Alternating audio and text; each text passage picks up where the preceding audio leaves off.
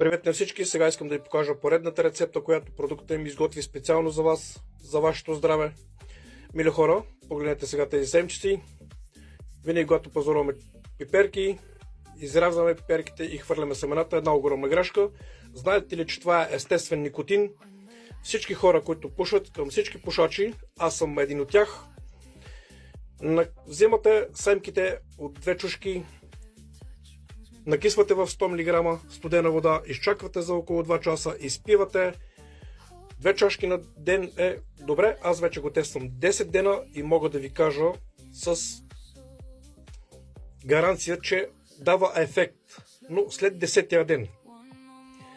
Така че, мили хора, трябва да сме полезни по един или друг начин на обществото, да бъдем полезни, да спомагаме кой с каквото може. Очаквате ни с още интересни рецепти. Надявам се да съм ви полезен. Бъдете здрави и до скоро!